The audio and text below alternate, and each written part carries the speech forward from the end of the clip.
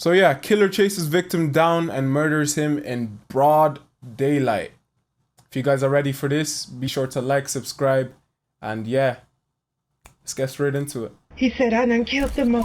And my heart dropped. I said, what are you talking about? Where are you? He said that he cut him up with a machete. Guests at the Country Inn and Suites in Bedford, New Hampshire are settling down for love a these quiet videos, evening man. indoors Love when these the videos. peace is suddenly shattered. As investigators gather the facts, they're unaware of another utterly harrowing secret hidden inside one of the hotel rooms.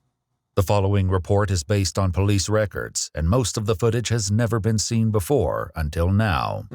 Please note that while the following CCTV footage is intense, it does not show anyone being physically harmed or injured. Shortly after 4:30 on August 21, 2021, two men check into the hotel. The one on the left is 28-year-old Nathan Cashman, and the other is 42-year-old Theodore Lucky. While nothing seems amiss at first glance, one of these men harbors murderous thoughts about to be unleashed. And I mean, from the time I seen this guy, I don't know, I just had a bad feeling about him. Creepy. Minutes after this encounter, a witness in room 312 hears hair-raising cries from the hallway on the third floor. It sounded like a man screaming at the top of his voice, help me, and several times, 3 or 4 times. And then I heard somebody, it sounded like footsteps following him, behind him. And then I heard silence, but Is that blood on the door? Banging, like somebody was hitting the walls on the hallway a couple times. Then it was silent. And this is all things that you heard? I heard. Did you see anything? No, I was not going to open the door. Okay. Although most witnesses stayed inside their rooms to avoid the danger, the hotel security camera captured the unfolding violence. A witness staying in room 218 notices two men at the end of the hallway engaged in an altercation. And when I got off the elevator, there was 2 men at the end of the hallway, one of which was beating one man with the hose of a fire extinguisher. And when they heard the elevator ding, they turned, and one guy was screaming, "Get the police!" And the other guy started moving toward me that was beating him. So I ran to my room as quick as I could and got in with my key. And then I called the main desk about 8 or 9 times and couldn't get through. And then about 10 minutes later, I had police knocking on my door. Photographs taken of the crime scene show glimpses of this encounter near the second-floor window as guests struggle to avoid the bedlam. One of the witnesses describes a desperate decision Nathan was forced to take in a panicked attempt to save himself. And when I came out, I look up. I said, oh, man, this dude jumped out the window trying to save his life. You know what I'm saying? There's blood all on the window. The frame of the window's on the ground right there. And then that's when the other maintenance guy that's here was sitting in his car. I went over and told him, I said, man, did you see that? He said, no, I didn't see nothing. I was down on my phone. I said, man, look, dude just jumped out the window. 2 minutes later, at least 2 minutes later, there's a white guy running around the corner, and then all of a sudden, the guy came behind him with the black guy with the red hair had a machete in his hand, and he whacked him in the back of his head right before he went in, and put like another gash of many gashes that this guy already had on him. So he goes in, and I'm like, oh, man. As Theodore chases Nathan back inside the hotel, another eyewitness recounts what he observed inside the lobby as the assault nears its... 1 second. Is there an echo in the video? I feel like there's an echo in the video, no? Wait, hold on, chat. Well, there shouldn't be. Gruesome conclusion. The 2 people came blasting in through the door, and the one in the front, the other guy was chasing, was saying, please help, please help. I saw the guy hit him once, and then we just got out of there. That was the last thing we saw. Security camera footage further underscores Nathan's desperate struggle to escape the malicious assault as witnesses look on in horror. As Theodore continues his relentless attack against Nathan, the front desk clerk inexplicably puts himself in grave danger while he's on the phone with a 911 operator. While it may seem that this situation is coming to an end, Theodore is just getting started, and another horrifying discovery remains to be uncovered behind the closed doors of this hotel. This horrifying attack in the lobby lasted almost 4 minutes, but it'll take investigators much longer to uncover the reasons behind such a cruel assault. 12 minutes later, the medical team arrives to check on Nathan. Paramedics note a deep laceration across Nathan's neck, suggesting that his throat had been slit, and declares death. Unsurprisingly, a medical examiner will later note in the autopsy report that Nathan died from multiple chop wounds of the head, neck, and body. Okay. As Theodore flees the crime scene, officers are unaware that they're about to receive a lead from an unlikely location over 250 miles away. What's going on? My wife just got a call from her son. Okay. Okay. He just killed somebody in New Hampshire. Okay, he just got out of prison, apparently, and it's been back and forth down here. She come home, she's all upset. I'm watching the game, me and my cousin, she blew my high. She tells me, Junior just killed someone. Where the hell is Junior at? He's in New Hampshire. I talked to him on the phone. Sure it was him? I'm positive it was him, okay? And he's telling me, Dad, I understand, and I'm talking to him, telling him what not to do. Hey, I understand what's going on. Hold on. Bro, this is messing up my stream, man. There's like a little delay in the desktop audio. And it's annoying me now because I can hear it in the stream. Let me try fix it. 1 second, chat. 1 second. Oh,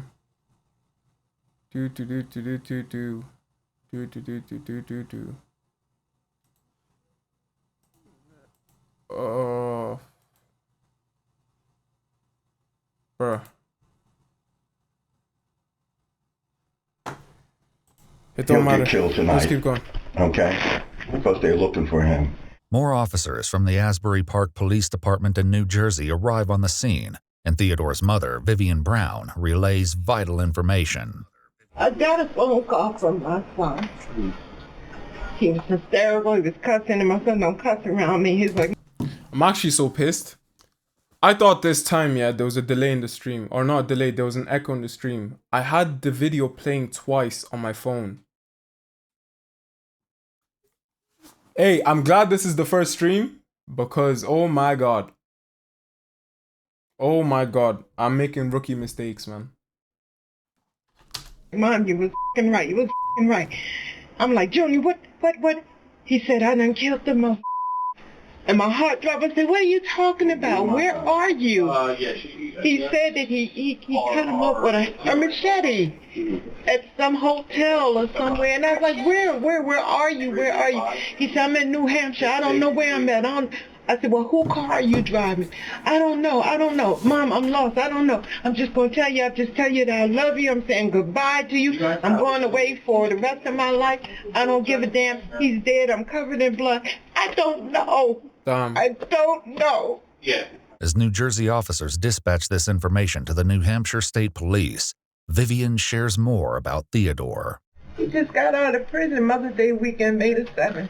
Has he ever acted out like this before? That's why he was in prison the Man, last Americans time. are According crazy. to online reports, Theodore was convicted of Alright, sexually killer assaulting a chicken 13-year-old minor in 2004, Alright. and in 2012 he pled guilty to 2 counts of kidnapping and served a portion of his sentence in the Northern New Hampshire Correctional Facility, where he met Nathan. Do you know anyone by a Nate or a Nathan? He just got out of prison too. Okay. Evidently they were lovers in prison. Shocked by what Huh? their son has just admitted to doing, Vivian has reached her emotional He was limit gay? with Theodore.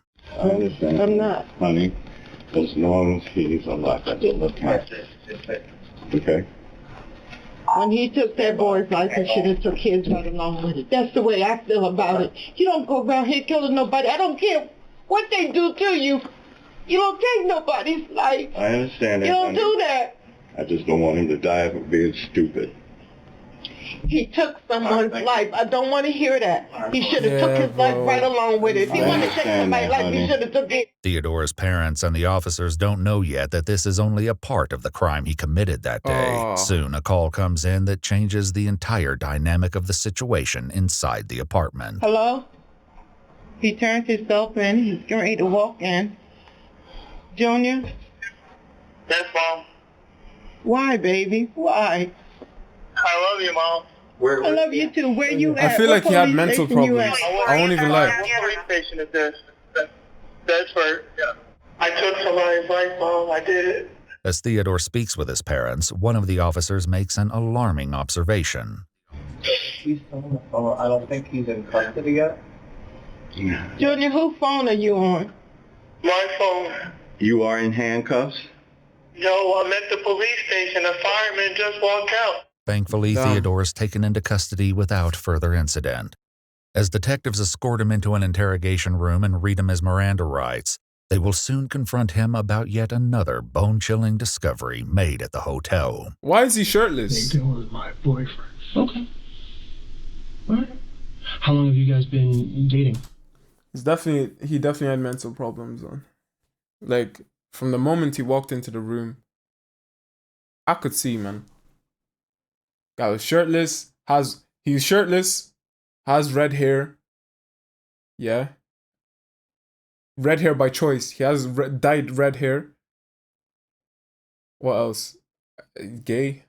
That's that. Okay.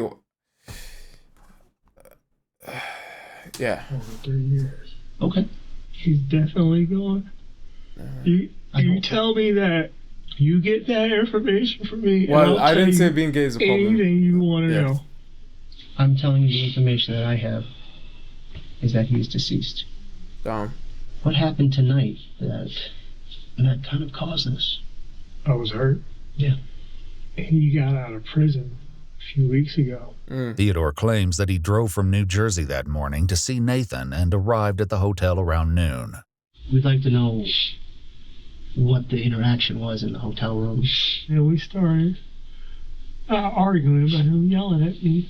While Theodore shares about the incident, officials also know there's more to his story as they explore the timeline of events.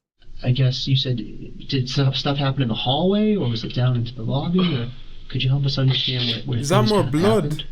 It happened in the lobby and in the hallway and all the hotel. And when you say happened, are you stabbing, or is it more of like a hitting, or how would you describe it? Hitting. Hitting? Like coming from up, down? Yep. And where were you hitting him? Everywhere. Okay. Crime scene photographs show the bloody machete Theodore used in the slaughter. But shockingly, Nathan was not the only victim that day. While officers were interviewing witnesses at the hotel, they discovered shocking security footage showing Theodore checking into the hotel earlier that day with 60-year-old David Hanford. But David didn't know that he was walking into a nightmare. What would really help us is there another person? Who's this other person? Later reports state that David is Theodore's ex-boyfriend and has known him for decades. Theodore later claimed that David believed they were at the hotel for a romantic weekend and knew nothing about his plans for Nathan. Who's the other gentleman that you were asking about? Is he... Dave. Dave? Okay. Where was Dave? In the room. So Dave was also in the room? In another room. Oh, okay. Did he come up with you from New Jersey? Okay. As officers started clearing the crime scene, they received information that there I'm may trying be to a piece second everything victim. together, man. As they cleared the hotel's third floor, they knocked and received no response from one of the rooms. Upon opening the door, officers found David completely incapacitated. So you're in the hotel with Dave, and he is, how is he, he's bound to like the bed or tied to the bed? Yeah. Okay. And did he do that sort of voluntarily, or was that something that you decided to do?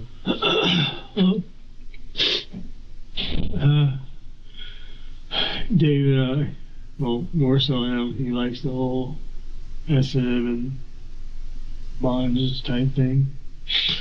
They found David covered in a hotel blanket with a belt wrapped around his neck and clear tape covering his nose and mouth. It appeared he'd been dead for some time. While it's still unknown what prompted Theodore to commit this horrifying act, the eventual answer is something none of the detectives anticipated. I told Dave that I was hoping for the best, but preparing for the worst. I told Dave I didn't want to hurt him. I wish that I could leave you in the room, like tied to the bed. You could have, though. But because I told you everything, you like, yeah, and tell everything. But I said, well, things go south. I knew what I was going to do. You didn't want him to get out? No. You mentioned you didn't want him to say what you had said about Nathan. Yep. Theodore claims that he kept David inside the room and eventually suffocated him to death because David knew about his plans. He feared that David might have escaped and warned Nathan about the impending attack. But to understand what motivated Theodore to attack Nathan, detectives must explore their relationship. 2 weeks prior to the events at the hotel, Theodore and his friends drove up to visit Nathan and noticed something odd about him. But then I came outside and I was talking to him and I noticed that there was a hickey on his neck. A week later, when Nathan calls off their relationship, things spiral out of control. And he said that he was breaking up. I said, why? That's when he told me he had slept with some girl. Less than 2 weeks ago, you were telling me that you want to be with me, you want to marry me, and now you're moving in with your ex-girlfriend. Oh, it's not that deep, He told me that he wanted to see It's me. never that deep. Of course, I wanted to see him. Was that the plan today, just to meet up and to talk, or was... Yeah. We laid in the bed together. He told me that it felt weird because in his head, he'd say he felt like he was cheating on his ex-girlfriend. Minutes after this statement, the attack begins. I wanted to hurt him. I wanted him to feel the pain that I felt. Theodore's rage and feelings of betrayal led to the murders of Nathan and David. On November 7th, 2022, Theodore pled guilty to 2 counts of murder in the first degree. He received 2 life sentences without the possibility of parole. Bro, keep him in jail, man. He's currently incarcerated at the New Hampshire State Prison. Keep him in jail, man. Boy.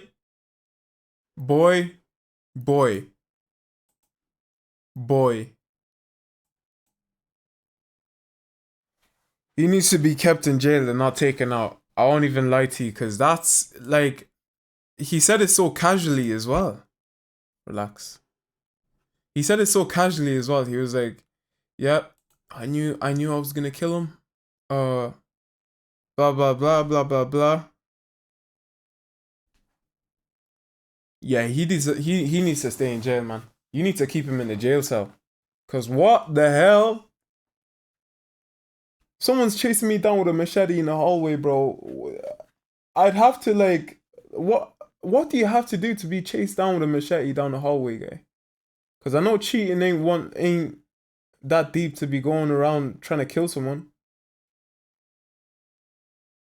Fucking hell. Alright, thank you guys for watching that video with me. Don't forget to like, subscribe. I'm going to be streaming Tuesdays, Thursdays, and Saturdays. Thank you guys once again. And I'll see you guys soon. I ain't gonna talk too much cause I said what I had to say.